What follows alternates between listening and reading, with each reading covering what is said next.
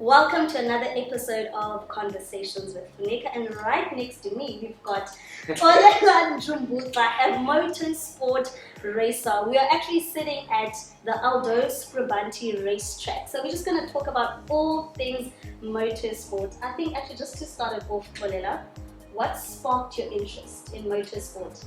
Well, what sparked my interest in motorsport was seeing the likes of Zulu chops on TV, likes of Michael Stevens and Track and PD. Yeah. Seeing them on TV at that time gave me a huge motivation to actually start my journey racing.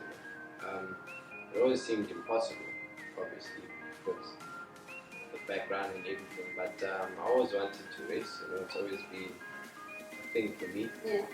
I've always loved cars as any other boy. But I just had that extra,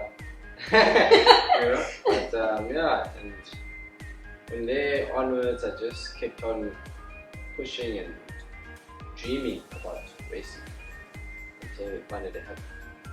And now you're here. Yeah. I actually want to know, in most cases, when a black child wants to pursue a career that doesn't form part of, obviously, societal norms or what is deemed as a career, such as being an accountant, a doctor, an engineer, did you feel that you had support from loved ones when you said that you want to actually venture into motorsport? Yeah, 100%. I had plenty of support from my parents and family. Of course, some family members didn't understand. Yeah, what it is. Because it's so far-fetched from the environment. But I got proper support and backing from everyone. Positive vibes all the way. And pushing me to do what I love. The only downfall is that motorsport in South Africa, unfortunately, isn't a profitable sport for drivers. In South Africa, it's basically a hobby instead of a job. You have your job during the week and then you come play during the weekend. So that was a little bit of a downfall for me. But I never got demotivated by that, because there's plenty of other things to do in order to stay relevant in the sport, where you can become a motor mechanic for drivers, for the cars. You can be a mechanic for the cars, or manage a team, a racing team, so on and so forth. So there's a lot of things that you can do to stay relevant in the sport. So that's why I've never really got demotivated about sport not paying or whatever. Because for me, it's not always about the money. Of course, you want the money. But other than that, I love the sport. So I mean, it's not the, I don't know what to say, but it's not one thing that will make me stop being involved in the sport. Is it something that you want to do in the long term? Yeah, I'd basically love to stay relevant in the sport, whereas I become a team manager possibly, or team mechanic. I would love that, to set up race cars for other drivers. I would totally love that, because I'll be still involved in motorsport. I won't become a motorsport official or something like that. I still want to stay involved in the industry. Yeah. I don't see myself leaving motorsport anytime soon. Now, of course, motorsport is quite broad. There's drifting, kart racing, circuit racing, drag racing, and so much more. Which specific races do you compete in now currently? Compete in what we call main circuit racing. As you go around the track. Some people say you go around in circles, but it's not circles. You have corners and stuff.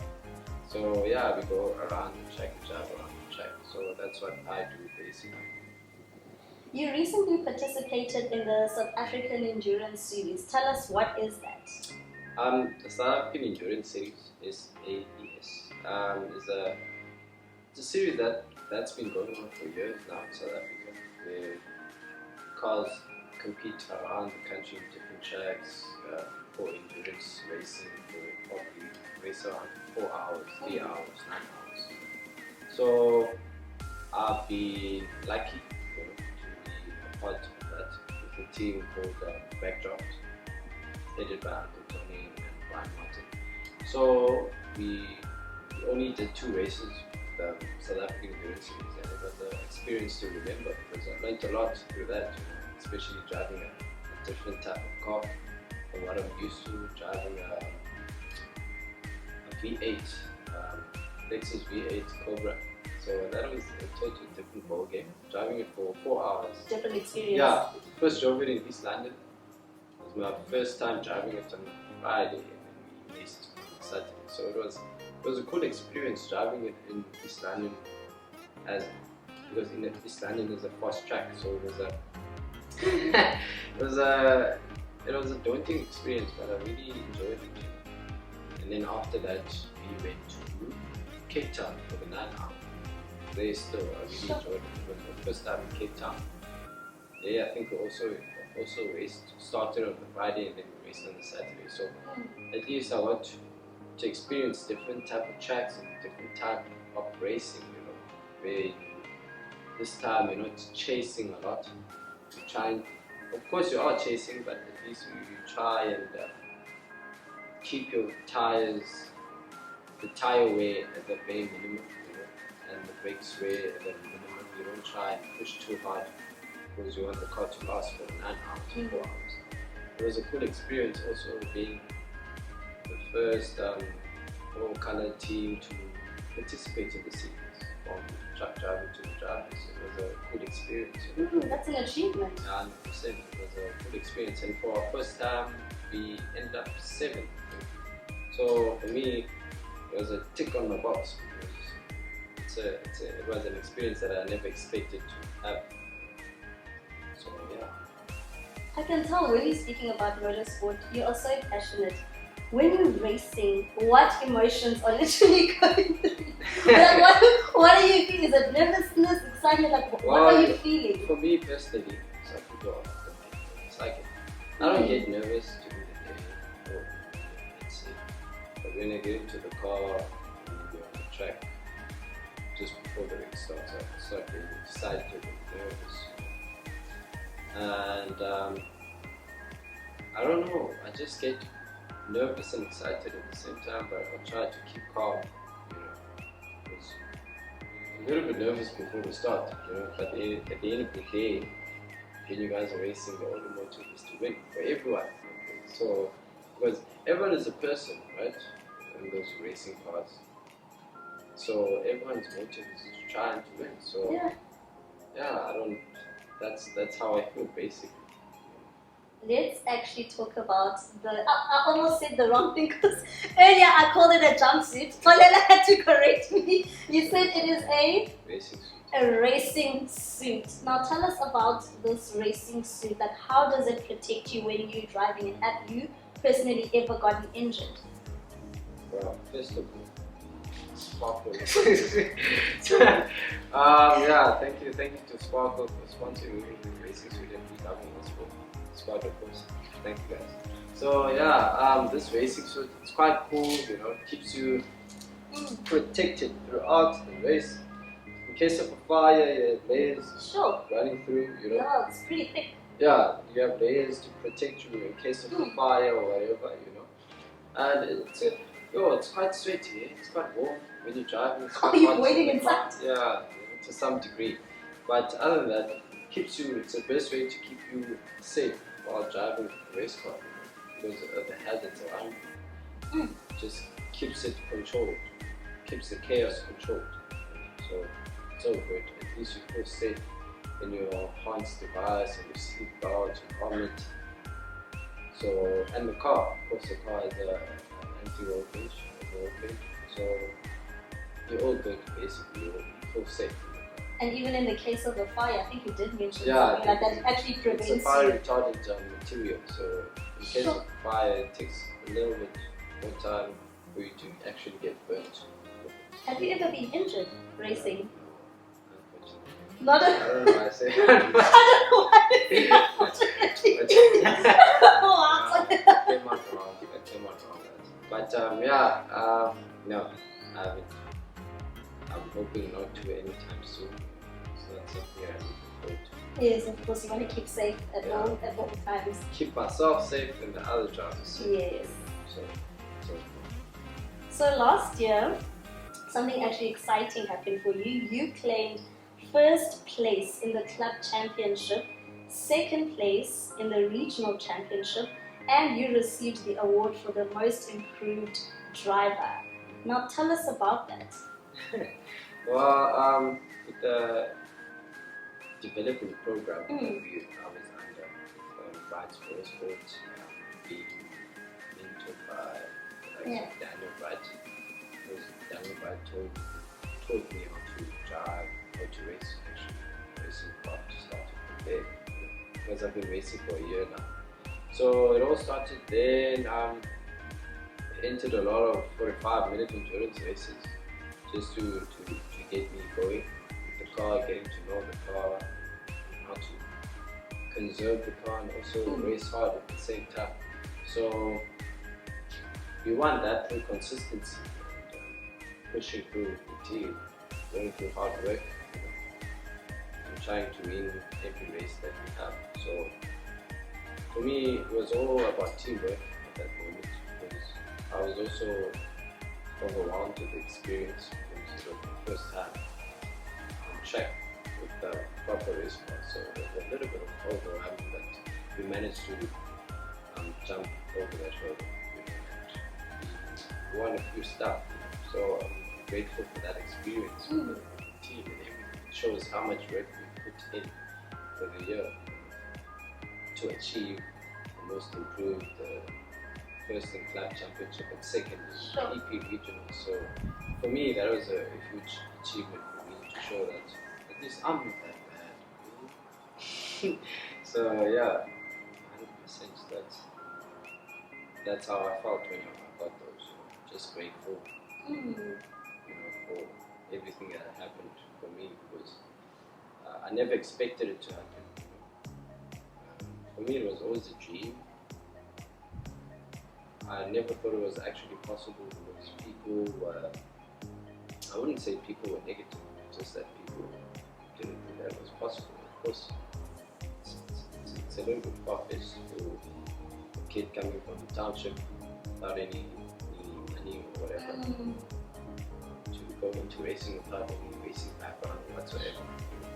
So it took a lot, for us to get to where we are now. And it took you not giving up. Yeah, in a short span of time, not giving up the experiences that I had throughout. So it's been good, it's been great for me personally. It's been a great experience and learning from. So I can't complain. Now, of course, before we end off, do you have any races that are coming up or anything that you're actually working towards now? Well, luckily enough, last week was my first debut to Polo Cup, Funeka Polo Cup with VW squad, of course.